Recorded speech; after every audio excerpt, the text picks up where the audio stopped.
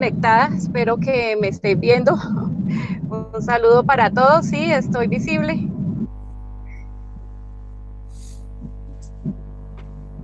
¿Aló, me escuchan? Te escuchamos. Bueno, sí. Bueno, bueno, muy buena tarde para todos ustedes. Mi nombre es Clara Rincón, soy la directora científica internacional de la Asociación Latinoamericana de Psicología Jurídica y Forense.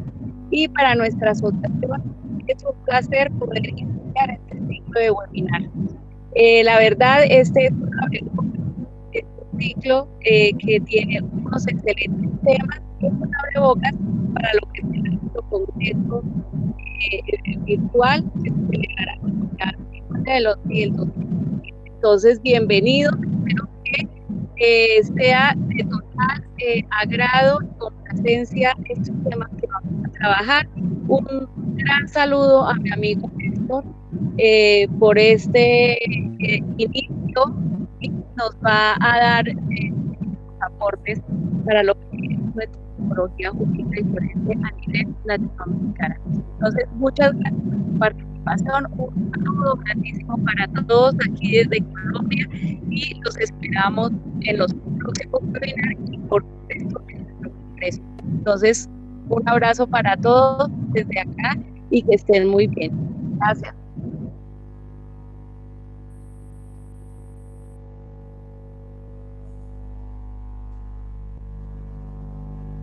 Muy bien, muchísimas Bueno, muchas gracias, Sonia. gracias. Entonces, bueno, ahorita les voy a dar lectura de lo que sería la reseña de nuestro excelente Disculpa, expositor. doctora Andrea, qué pena interrumpir así abruptamente, es que nos indican nuestros seguidores a través de Facebook que tenemos dificultad con el audio, entonces no sé si nos dan unos minutos, confirmamos para que nos puedan escuchar también nuestros seguidores a través de nuestro Facebook Live. Ok, sí. Les pedimos un poquito de paciencia y ya empezamos de nuevo para verificar entonces el tema del sonido en Facebook.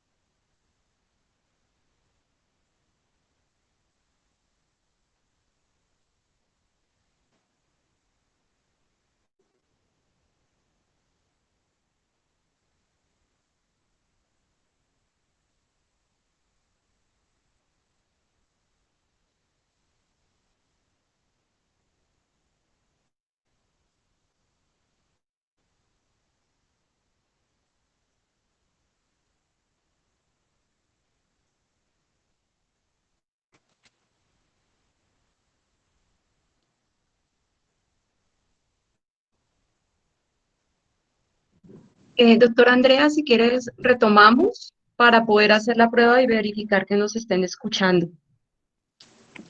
Ok, bueno, mira, ¿les parece si mientras verificamos si efectivamente ya nos pueden escuchar también por Facebook? Les voy a ir leyendo un poquito acerca de lo que sería el Congreso, les voy a hacer mención de cuáles son los ejes temáticos que nosotros vamos a tener en este Congreso, para que ustedes se animen y que, bueno, puedan remitirnos a nosotros todos sus trabajos, las propuestas de sus trabajos, pueden ustedes participar ya sea mediante alguna ponencia. Si ustedes se encuentran como estudiantes, también pueden participar mediante la modalidad de investigación semillero. Y si no, bueno, también lo pueden hacer únicamente como participantes, como asistentes a este congreso. Dentro de nuestros ejes temáticos que nosotros tenemos para este congreso sería la intervención novedosa y telepsicología. Otro de nuestros ejes temáticos sería el ciberacceso al delito, el acceso a la justicia, bioética y praxis y formas de violencia. Justamente por eso es que el día de hoy nuestro webinar que vamos a presentar tendría relación con el acceso a la justicia. Entonces, bueno, no sé si ya se escuche o si ya estén pudiendo transmitirlo. Ya confirmamos, parece que seguimos con la dificultad, ya miramos entonces. Denos un momento, por favor, con las dificultades técnicas. Un momento, por favor.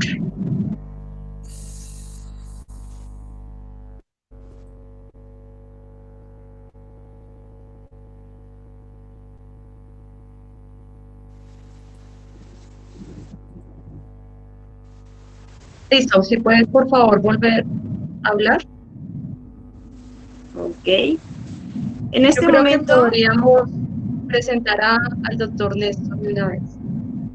En este momento les estoy enviando a través del chat el correo del Congreso para que ahí ustedes puedan escribirnos si tienen alguna duda o también nos puedan hacer llegar el formato de acuerdo a lo que mencionan las bases en la página. Doctora Andrea, ya nos escuchan en Facebook, entonces podemos empezar. Muchas Listo. gracias. Y gracias a todos por la paciencia. Bueno, una disculpa, pero entonces, bueno, ahora que ya estamos todos, que ya se escucha bien, vamos a iniciar. Tengo el gusto de presentarles al director científico regional de Argentina, el abogado y licenciado en psicología Néstor Carlos Litter. Él, bueno, como les mencionaba, es abogado y licenciado en psicología. Él es director científico representante para Argentina en la asociación. Él también es director ejecutivo y fundador de la Sociedad Argentina de Psicología Jurídica y Forense. Es miembro integrante de la Asociación de Psicólogos Forenses de la República Argentina, miembro integrante de la Asociación Latinoamericana para la Formación y Enseñanza de la Psicología, coordinador del Grupo de Trabajo en Psicología Jurídica de la Sociedad Interamericana de Psicología y director regional por Buenos Aires, como les mencionaba, de la Asociación Latinoamericana. Él cuenta con especialidad en temas de responsabilidad profesional, de mala praxis, violencia de género, identidad de género y transidentidades, victimología, mobbing, ciberbullying y burnout. Él es perito parte en tribunales nacionales y providenciales de Argentina. Y bueno, los dejaremos ahora con él. Les vamos a nosotros a pedir que por favor todas las preguntas las hagan al final, a menos que ustedes quieran irlas anotando, también lo pueden hacer, pero mediante el chat les vamos a pedir a todos que por favor apaguen sus micrófonos para que podamos nosotros escuchar mejor toda la exposición. Cualquier duda, bueno, por favor también por el chat. Néstor, ¿estás por ahí?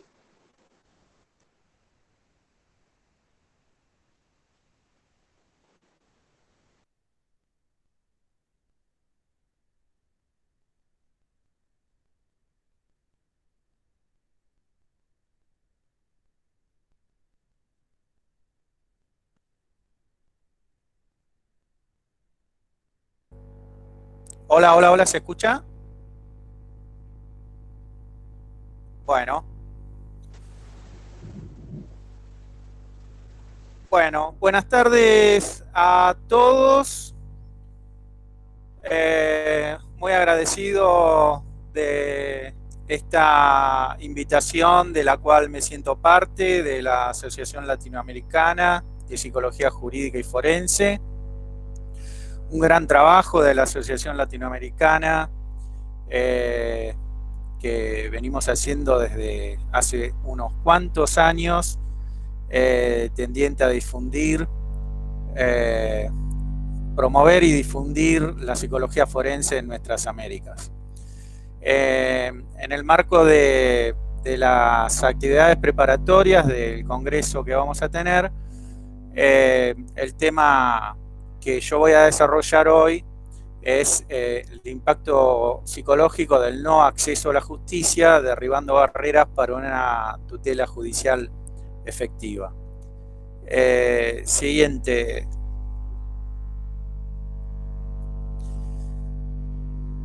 Bueno, ¿por qué elegí este tema? A mí me parece fundamental que dentro de los derechos ciudadanos el acceso a la justicia, ahí se fue, el acceso a la justicia es fundamental para poder consagrar los derechos ciudadanos. Y la falta de acceso a la justicia es uno de los problemas más graves que padecemos y que debilita a los sistemas republicanos de gobierno. Siguiente.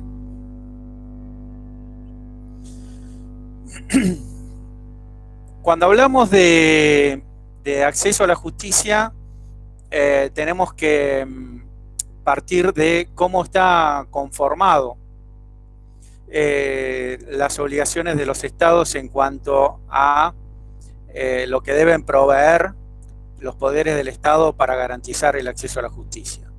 En primer lugar, los estados son parte del sistema interamericano de derechos humanos, lo cual le instituye obligaciones a esos estados, una de las cuales, una de las fundamentales es cómo hacer efectivos esos derechos. En el marco de la igualdad de derechos y oportunidades y sin discriminación, en un contexto donde vamos a ver más adelante cómo operan esas exclusiones en el contexto de lo que es la exclusión social. Todo esto lo tenemos previsto en la Convención de Belém do Pará, siguiente, que es la que estableció las bases para fijar cuáles son los aspectos fundamentales, los parámetros mínimos para poder acceder a la jurisdicción. Entre los cuales, por supuesto, se encuentran obligados a incluir normas penales, civiles y administrativas en su ordenamiento interno, tendientes a prevenir, sancionar, erradicar la violencia, adoptar medidas de restricción al agresor, abolir leyes vigentes, así como reglamentos, y modificar prácticas consuetudinarias que respaldan la persistencia o tolerancia de la violencia contra la mujer. Siguiente, por favor. Aquí nos vamos a empezar a encontrar con las tres barreras principales que actúan como obstáculo para garantizar esos derechos. Siguiente. Estas tres barreras principales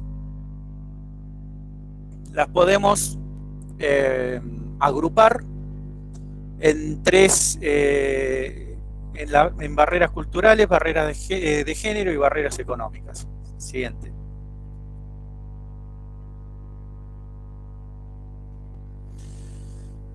En cuanto a las barreras culturales y lingüísticas que actúan como impiden el acceso idóneo a la justicia, encontramos discriminación étnica, desconfianza en el sistema de justicia y desconfianza en la forma de solución de controversias, de conflictos y las sanciones del poder punitivo. Ahora vamos a ver en un ratito cómo operan estos tres aspectos que conforman imposibilidad de un acceso directo a la justicia, sobre todo el aspecto que tiene que ver con la discriminación. Siguiente, por favor.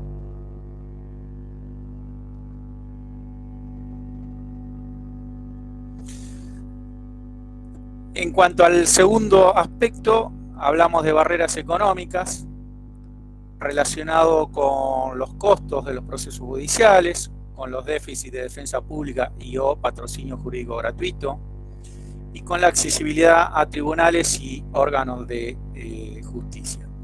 Sabemos bien que la puesta en marcha del aparato jurisdiccional implica una serie de mecanismos procesales que no son gratuitos, desde conseguir un abogado que pueda patrocinar ya sea a la parte actora o demandada o a la víctima o a la parte imputada en un delito, como los costos en sí que tienen los procesos, como es el pago de tasa de justicia, aranceles, sellados, etc.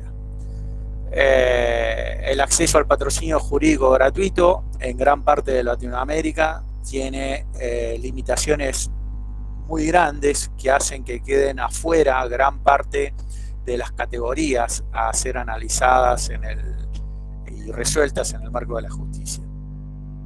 Siguiente, por favor.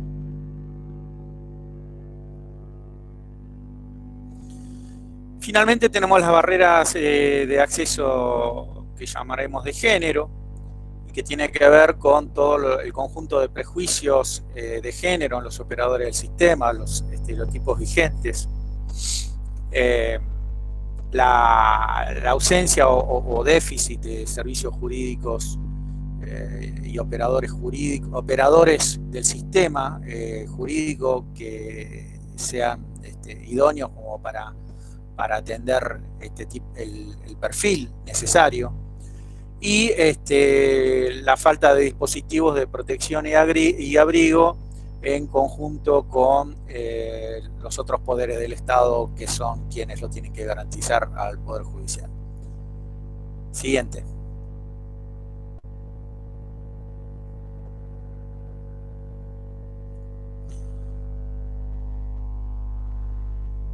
Por otra parte, todo esto de lo que nos está hablando son de barreras institucionales en el contexto del aparato judicial. A todos nos habrá pasado acudir quienes tuvieron la situación de tener que acudir a la justicia, de la cantidad de formalismos, de la falta de información acerca de cómo se debe llevar adelante un trámite, de cómo están redactadas las sentencias y las resoluciones judiciales. Todo esto constituye un conjunto de situaciones que actúan como otro obstáculo más para acceder al sistema judicial. Siguiente, por favor.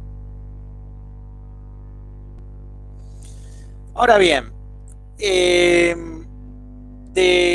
Argentina participó en el año 2019 en un conjunto de encuestas que llevó a cabo la Corte Interamericana de Justicia acerca de la confiabilidad de los distintos poderes judiciales de los distintos países de Latinoamérica. Y la verdad que nos encontramos con una realidad tristemente contundente. En lo que a los argentinos que estamos presentes en esta charla nos toca la triste realidad de decirles que encabezamos el ranking de desconfianza con casi un 90% de desconfianza en cuanto a la fiabilidad de la justicia. Los números, como podrán ver, son contundentes. En el orden, Paraguay en el 88%, creo que es Ecuador casi en el 85%. Son altísimos los niveles de desconfianza, y estamos hablando del año pasado, no estamos hablando de años atrás, lo cual marca, de muchos años atrás, lo cual marca una tendencia negativa. Siguiente, por favor.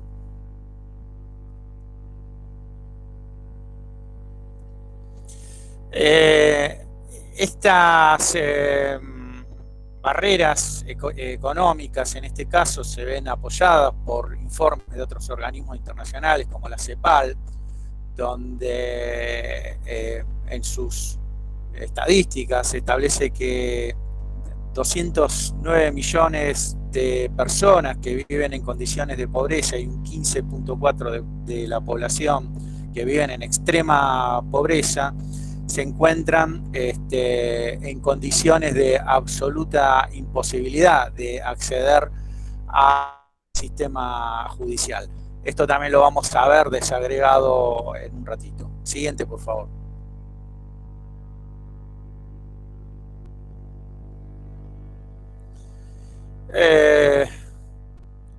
También como barrera económica encontramos la imposibilidad de, como decíamos antes, la dificultad económica para sostener los honorarios y aranceles, honorarios de abogado, tasa de justicia, la limitación del patrocinio jurídico a ciertas categorías, como hablábamos antes. Siguiente, por favor.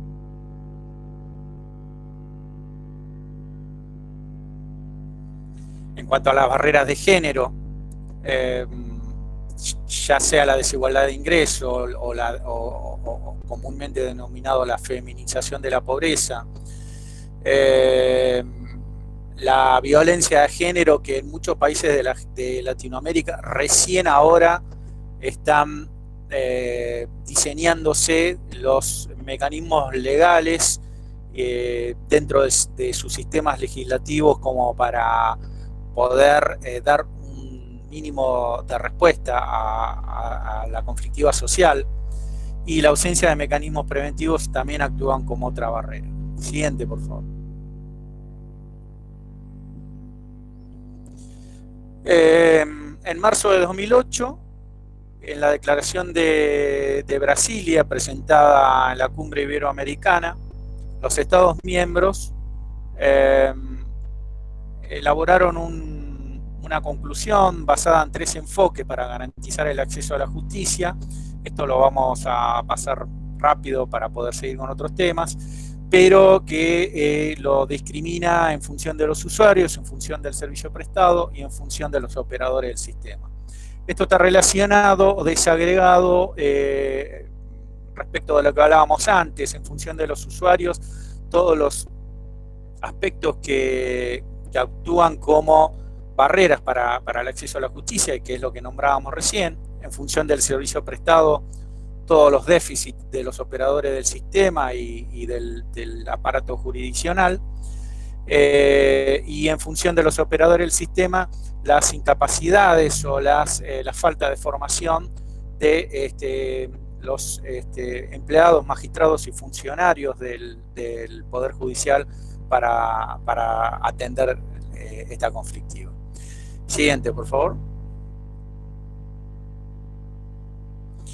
Bueno, adentrándonos en cómo esto actúa dentro de nuestro aparato psíquico y cuáles son las consecuencias mensurables en cuanto al aspecto traumático que implica y displacentero que implica no poder acceder a la justicia, encontramos las siguientes cuestiones.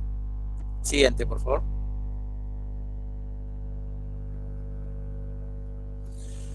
Frente a una amenaza real o potencial que implica la necesidad de un sujeto a hacer una denuncia o acceder al sistema judicial, su pretensión básica, por supuesto, es la búsqueda de una reparación. Para eso llega a tribunales, donde al no poder ser resuelta, entre comillas, su demanda, le produce una frustración, cual le va a generar dificultades para poder elaborar y termina fracasando en esa posibilidad de elaboración de cómo resolver esta amenaza que lo originó a acudir a tribunales. Siguiente, por favor. Bueno, un incidente es traumático no solo porque incrementa los conflictos internos, sino porque de alguna manera los llevan a la conciencia y esos conflictos no pueden ser tolerados conscientemente. Por eso hablamos acá de trauma psíquico, porque hay un interjuego entre el mundo externo y el mundo interno. El mundo externo, que es la situación traumática que lo llevó a la situación por la cual el sujeto se vio obligado a efectuar una presentación o pretender efectuar una presentación en tribunales y ser asistido, y el fracaso ante la falta de respuesta. Siguiente, por favor.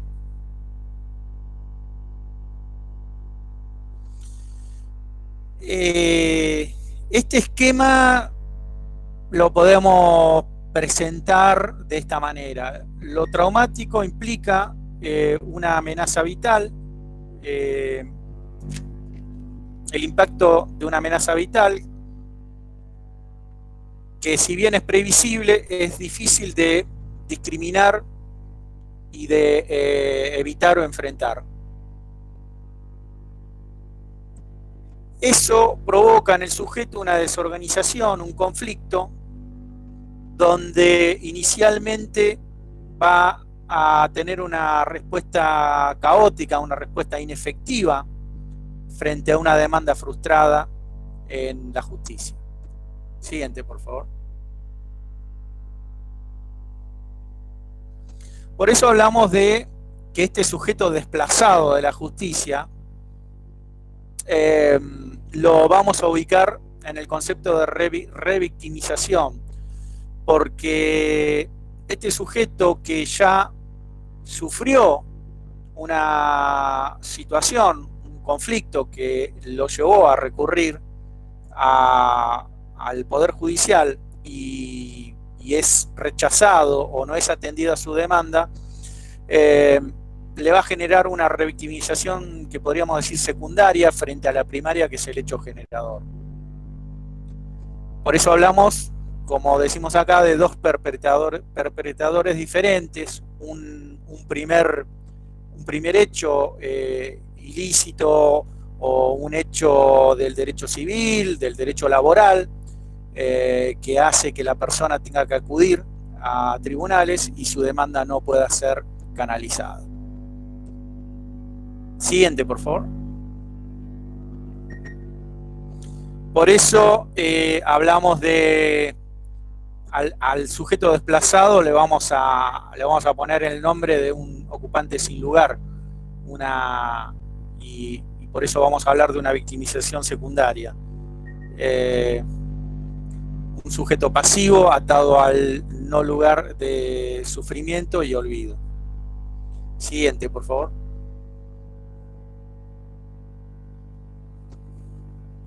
Este sujeto, esta persona que,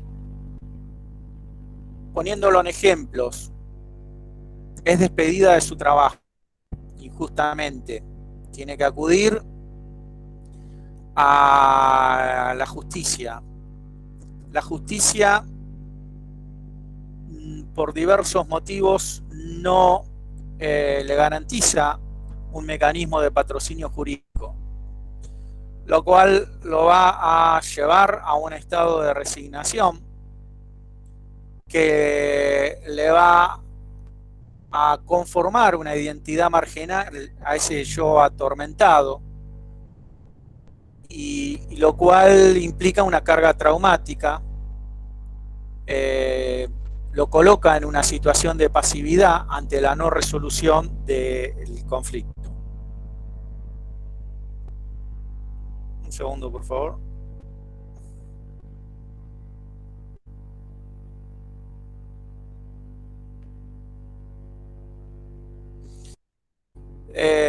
Siguiente, por favor.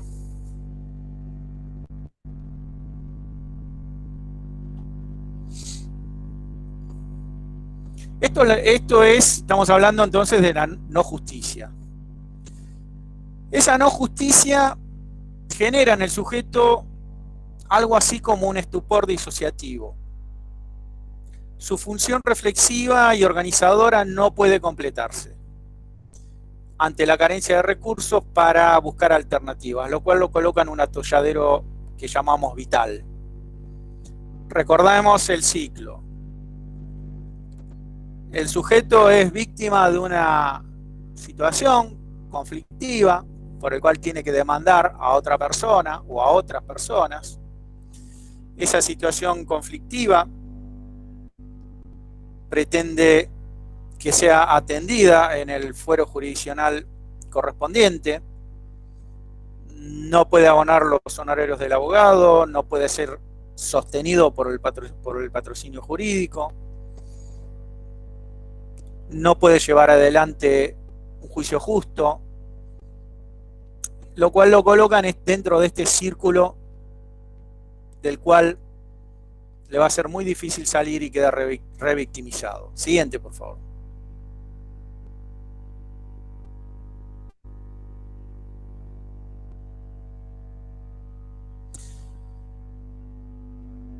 Entonces, si la justicia no restituye, no nos ofrece la posibilidad de reconstituir los aspectos que quedaron disociados por esta situación traumática. Frente a esto, estamos hablando de una situación de no justicia. Siguiente, por favor.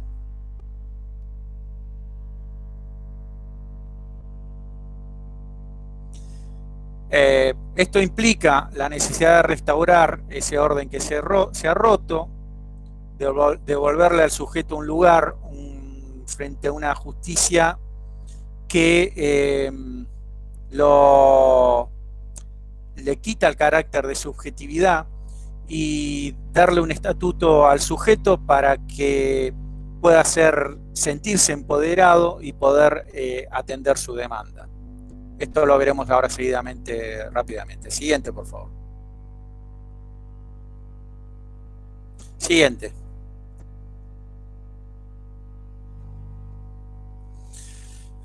Bueno,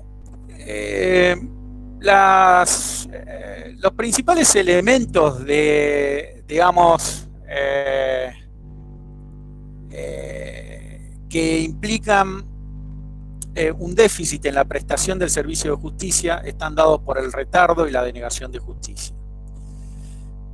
Ya dijimos que retardo y denegación de justicia colocan al sujeto en una situación de victimización, donde reexperimenta esa violación de sus derechos legítimos, en este caso por el aparato judicial, y lo cual dentro del contexto de las legislaciones nacionales e internacionales lo coloca lo pone lo ubica dentro de las alteraciones de garantías constitucionales básicas. Aquí me interesa, y ahora voy a hacer referencia a esto, al tema de la temporalidad. Siguiente, por favor. Se ha escrito muy poco sobre la temporalidad, es decir, lo que implica la espera dentro de los poderes del Estado. Más adelante veremos un autor que se llama Aullero, que le dio el título de pacientes del Estado. Y ahora vamos a ver por qué. Siguiente, de esto ya hablamos, así vamos adelantando. El mecanismo entonces es, frente a una presentación judicial, una demanda, una denuncia, etc., el proceso judicial va a implicar un retardo, denegación, aceptación, resolución, digamos.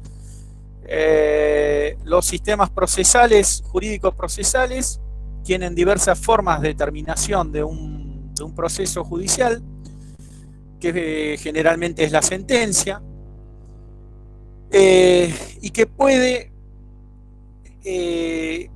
generar distintas alternativas, distintas expectativas dentro del sujeto y colocarlo en una situación, digamos, de trauma frente a cuando esas expectativas son frustradas. Siguiente, por favor.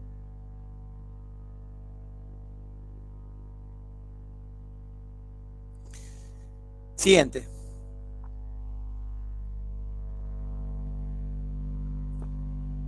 Siguiente, por favor.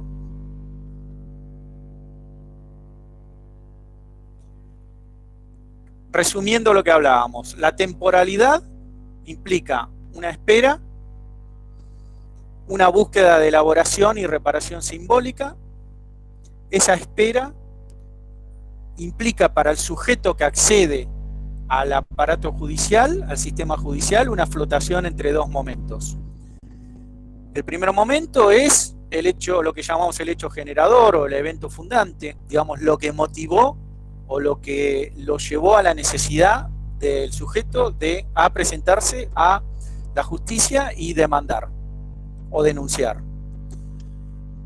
Y el segundo momento es la sentencia o resolución. Entre ese tramo encontramos un conjunto de situaciones que se van dando y que pueden llevar a un trauma psíquico si no es resuelto de la manera o de las expectativas del sujeto. Siguiente, por favor.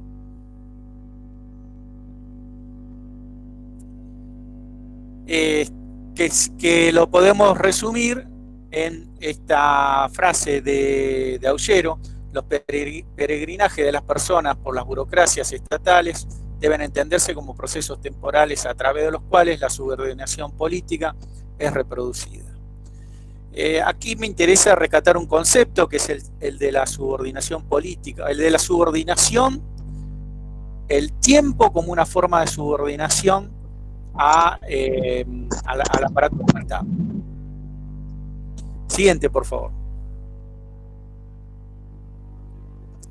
Siguiente.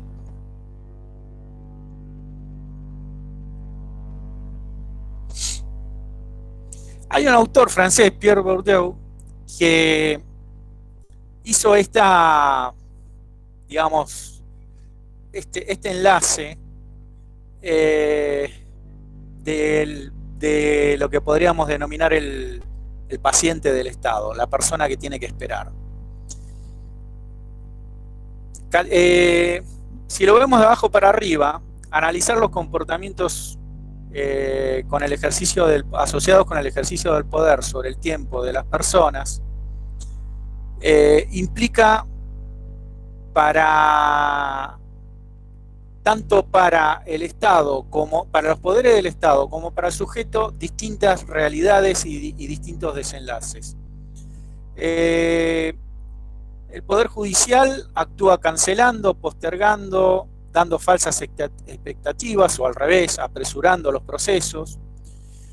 Y desde el otro lado, para el sujeto, el ciudadano justiciable, el que pretende justicia, esperas indefensas, esperas ansiosas, situaciones de tedio que lo colocan dentro de este periodo interminable de espera.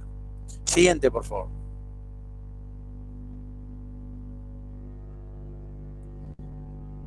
Siguiente.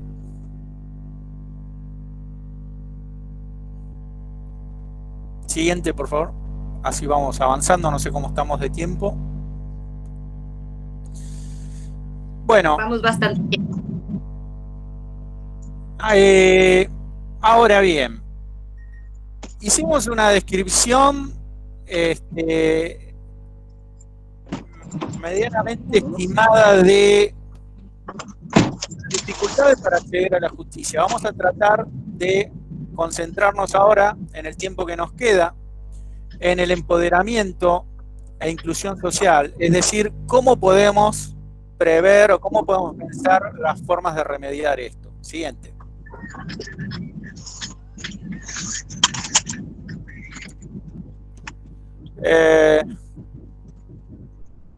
Lo tenemos que pensar desde las políticas públicas de acceso a la justicia, desde una perspectiva hacia otra, de la perspectiva basada en lo institucional al foco en la experiencia de las personas, del acceso a tribunales y del énfasis exclusivo en lo judicial al acceso a derechos y teniendo en cuenta una perspectiva sistémica. del diseño fragmentado centrado en cada caso hacia una perspectiva integral y holística centrada en las necesidades jurídicas de las personas y comunidades. Siguiente, por favor.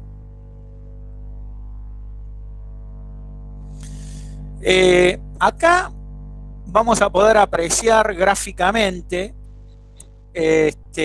lo que venimos hablando al comienzo en cuanto al tema de la mala imagen de la justicia y en cuanto a la marginación que produce en quien no puede acceder a la justicia. Este reporte internacional Justicia para Todos, del cual participó el Ministerio de Justicia y Derechos Humanos, ahí está el enlace para los que quieran acceder, nos arrojó el año pasado algunos de estos resultados. Siguiente, por favor.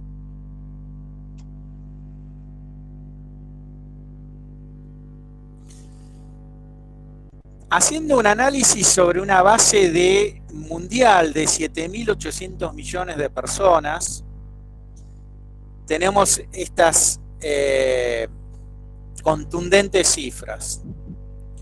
Un 57.7% de los ciudadanos no tienen acceso a la justicia. Un 19.25% han tenido acceso a la justicia y sus causas se encuentran en trámite pero sin resolución. Casi un 20% de la población que accedió. Tenemos un 12% de personas, de ciudadanos que alguna vez pudieron iniciar una demanda ante la justicia y sus causas fueron archivadas, paralizadas o por algún motivo finalizadas abruptamente sin resolución. Tenemos un 3.2% de la población que no solo que no ha accedido jamás a la justicia, sino que no tiene ningún tipo de protección legal, como casos como la esclavitud, las personas apátridas, etc. Y finalmente tenemos un 7.85% de ciudadanos consultados que manifiestan sentirse satisfechos por haber obtenido un juicio justo o una sentencia justa. Siguiente, por favor.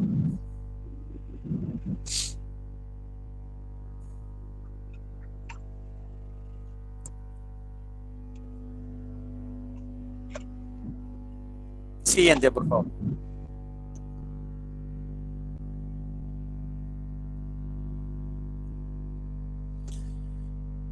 Ahora, ¿cuáles son las áreas de requerimiento más importantes?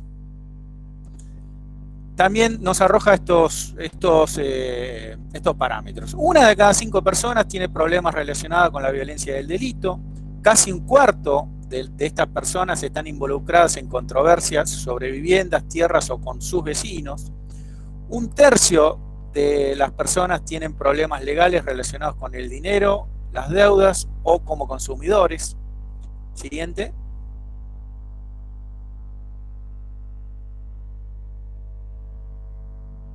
Una de cada 5 personas tiene problemas relacionados con el acceso a los servicios públicos.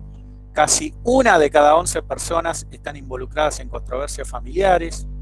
1 de cada 12 personas tiene necesidades jurídicas relacionadas con el empleo o sus empresas. Siguiente.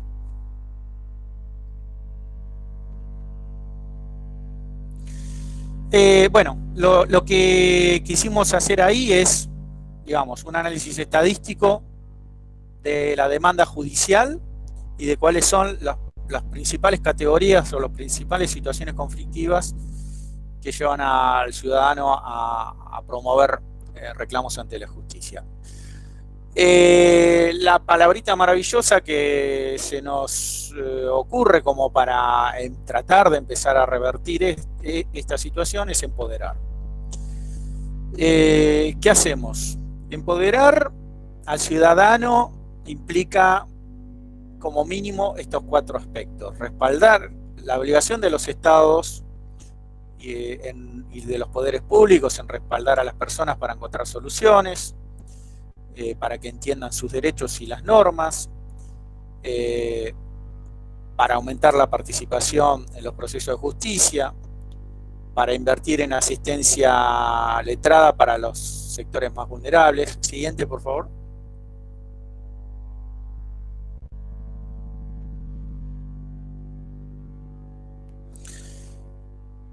Cuando hablamos de mayor inversión y cuando hablamos de mejoras en calidad, ¿qué pretenderíamos de la justicia? Que pueda acelerar y simplificar los procesos, que pueda adaptar los servicios de justicia a las necesidades sociales, que pueda proporcionar servicios de ventanilla única, respaldar las vías alternativas de acceso a la justicia. Siguiente.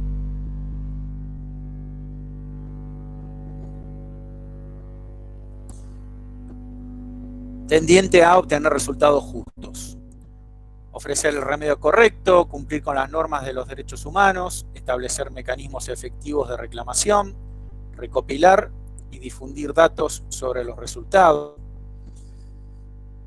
Siguiente.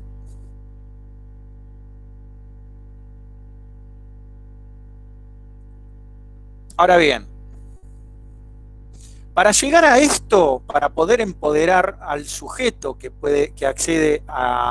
va a acceder a un reclamo, para poder dotarlo de herramientas que lo concientice en la necesidad de que sea atendida su demanda, nos encontramos con varias problemáticas. Como dijimos antes, la gente no conoce sus derechos ni los caminos que le permiten resolver sus problemas legales. Existe una cultura del conflicto que dificulta los procesos de diálogo a la hora de resolver los desacuerdos. Las instituciones no fueron pensadas para resolver los problemas de las personas. Esto que estamos hablando ahora también es, me olvidé de aclararlo, es producto de las conclusiones de los trabajos efectuados donde participó el Ministerio de Justicia de Argentina el año pasado en la evaluación mundial de la situación de justicia. Una de las consecuencias es digamos, en las preguntas que se le hacía a la gente, son estas que estoy leyendo. Siguiente.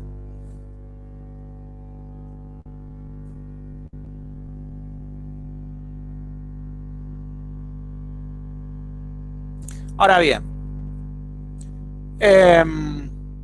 ¿cuáles son las metas, digamos, pensando hacia adelante de cómo podríamos pensar en un sistema de justicia eficiente? En primer lugar, tenemos que pensar en la ampliación de los servicios de atención legal comunitaria, es decir, dotar al sistema de operadores que puedan atender en grandes comunidades. Siguiente.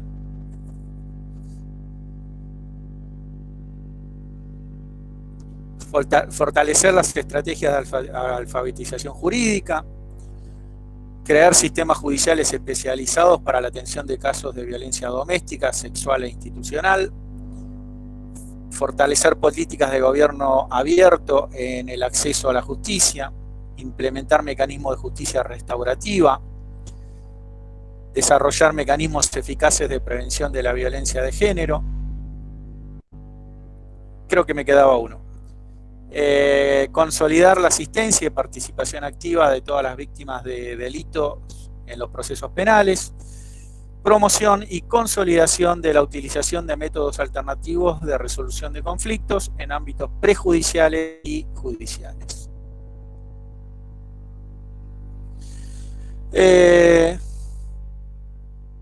Ahora, ¿todo esto qué comprende?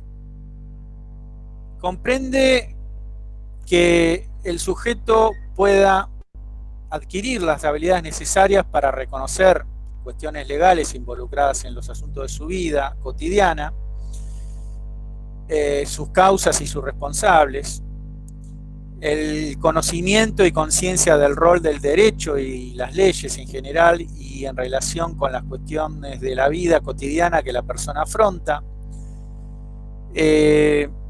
y encontrar los mecanismos y procedimientos para que puedan ser canalizadas esas necesidades legales. Siguiente.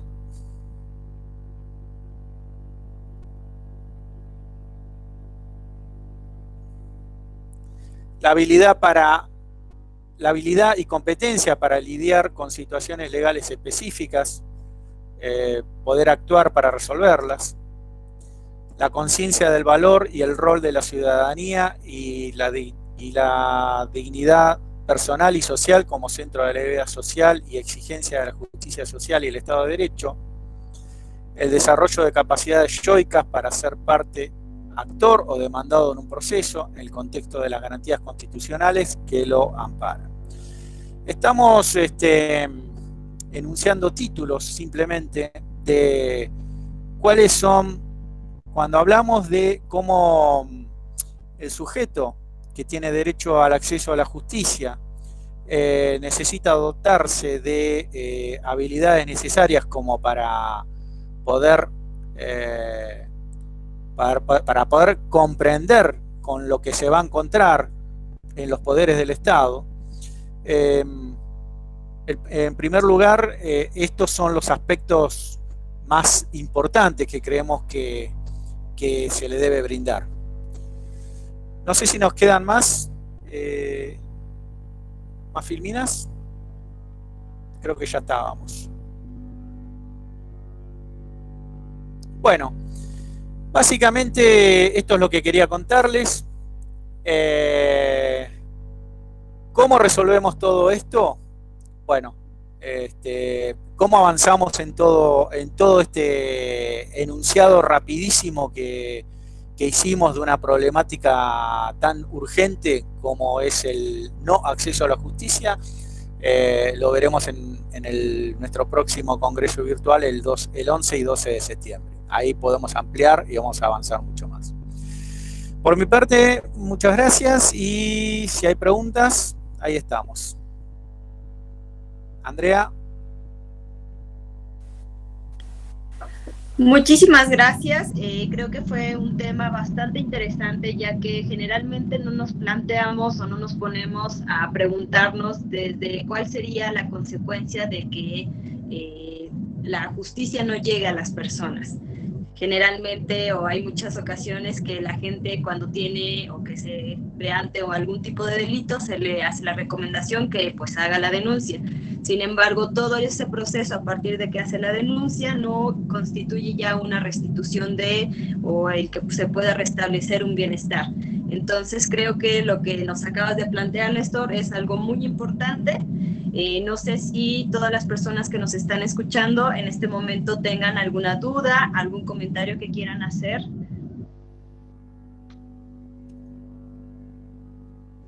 Sí, nos preguntan desde nuestro Facebook si, doctor Litter, ¿cuáles son los aportes de la psicología jurídica a la solución de lo planteado por usted? Nos pregunta Tere desde México.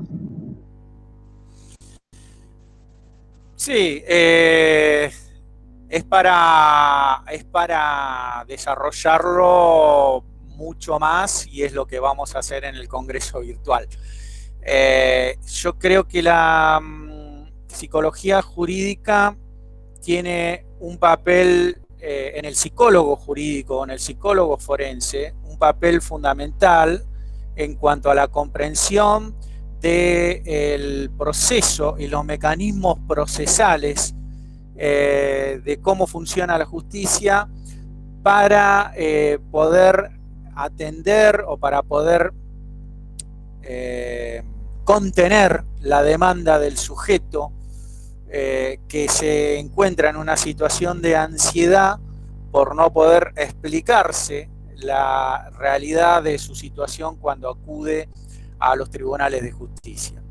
el psicólogo forense tiene que estar preparado para entender todo ese entramado burocrático de cómo funcionan nuestros tribunales, de en qué consiste la división de los distintos fueros, y qué implica, sin ser abogado, pero qué implica la accesibilidad a un pleito judicial en cuanto a las consecuencias que esto pueda tener para la vida del sujeto. Todo eso implica, como hablábamos antes, de un proceso emocional dado por la temporalidad que implica desde la interposición de la demanda hasta la espera para obtener una sentencia firme, y eso, para eso es muy necesario que el terapeuta, el profesional de la salud mental consagrado a la actividad forense, pueda poder explicárselo y pueda poder contener esa demanda. Yo entiendo que desde ahí los psicólogos forenses podemos aportar mucho.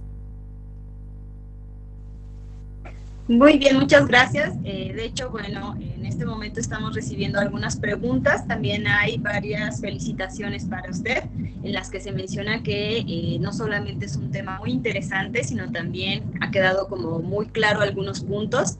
Incluso, bueno, Nancy Mica menciona que es muy interesante lo expuesto, que conlleva a una articulación de diferentes operadores judiciales, salud, educación, desde la interdisciplina, trabajo en red y capacitación de los diferentes sectores, intra y apoyo comunitario. Muchas felicidades. Y bueno, también en este momento nos preguntan, o bueno, se hace mención a que en el aspecto cultural aún faltan traductores de lenguas indígenas, no tienen los tribunales y a las personas no se les garantiza el acceso a la justicia. La pregunta es si en Argentina cuentan los tribunales con traductores de lenguas. Hay un déficit enorme,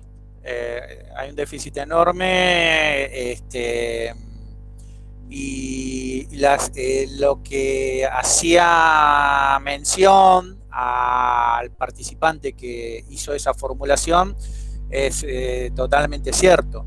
Hay estados, hay países que tienen una población indígena muy grande, y que dentro de la vulnerabilidad de sus derechos y dentro de las dificultades para acceder a la justicia, no tienen operadores del sistema que puedan comprender su lengua y que puedan traducirla coherentemente para que pueda sentirse parte del proceso. Acá en la Argentina también es parte de esta realidad, sí, seguro que sí.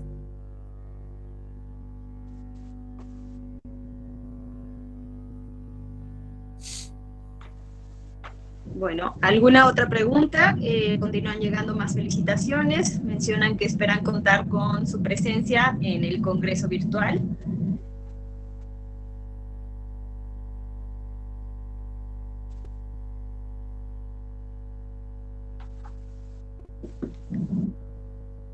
Entonces, bueno, si no hubiera ahorita ninguna otra pregunta, les recordamos que, bueno, la transmisión de esta conferencia se podrá visualizar mediante la página de la Asociación Latinoamericana de Psicología Jurídica y Forense. Por lo tanto, pues también nosotros los invitamos a que ustedes puedan seguirnos a través de las distintas redes. Estamos presentes en lo que sería Facebook, estamos presentes también en Twitter, y si no, también pueden contactar directamente a través de la página. Entonces, bueno, muchísimas gracias. Agradecemos mucho toda la información que nos ha hecho favor de proporcionar. Creo que es un tema muy importante y que esto nos abre como un parteaguas a muchas otras temáticas que se requieren aportar. Bueno, no sé si haya tiempo para una pregunta, una última pregunta, que dice que existen en Argentina el acceso jurídico en las fiscalías. Ah, no, el asesor jurídico, disculpa. ¿El asesor jurídico en las fiscalías es la pregunta? Sí, sí existe el asesor jurídico en las fiscalías. Esto, bueno, creo que lo mencionan ya que en México existe un puesto que sería el del asesor jurídico, que cuando hay una víctima ya de principio se le asigna un asesor jurídico, ya que finalmente, bueno, el victimario va a tener su defensor gratuito, pero entonces también no solamente estaría como la parte de la fiscalía o el abogado de fiscalía, sino que también se le asigna a la víctima una persona que sería su asesor jurídico. ¿Esto también funciona en el caso de Argentina? Bueno, la pregunta es muy interesante porque la ley que crea un sistema de asistencia a víctimas en los procesos judiciales en sede penal es muy reciente en la Argentina.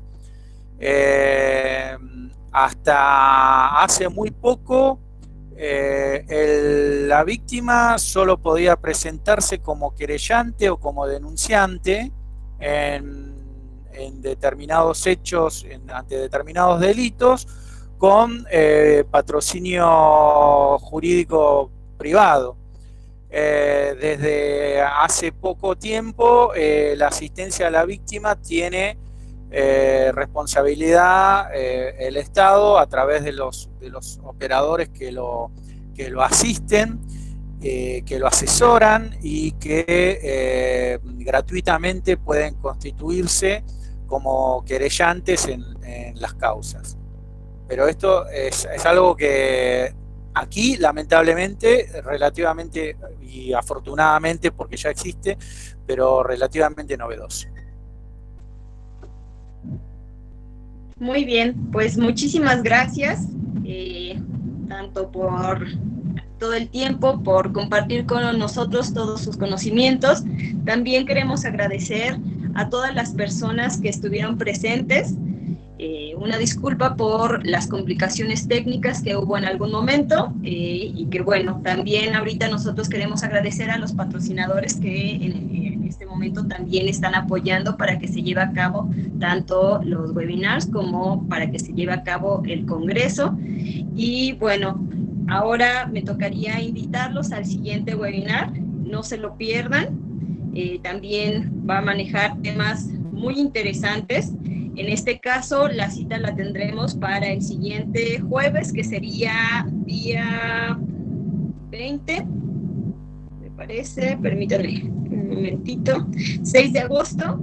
Los invitamos, vamos a contar con la presencia de la doctora Guiomar Bejarano, con el tema de violencia de género y feminicidio, que nos acompaña desde Bolivia. Y también vamos a contar con la presencia de la magíster Pilar Barraza, con el tema de ¿sabes si eres de personalidad violenta? Desde México. Entonces, bueno, los invitamos. Nosotros próximamente vamos a estar publicando toda la información respecto al próximo webinar. Los esperamos para el próximo 6 de agosto a las 18 horas de Bolivia, 17 horas Colombia y México. Y pues bueno, en este momento les agradecemos a todos. Les repito que pueden accesar a la página de la Asociación Latinoamericana de Psicología Jurídica y Forense. Muchísimas gracias, doctor Néstor. Y bueno, esto sería todo por el día de hoy. Muchísimas gracias. Muchas gracias a ustedes por la invitación.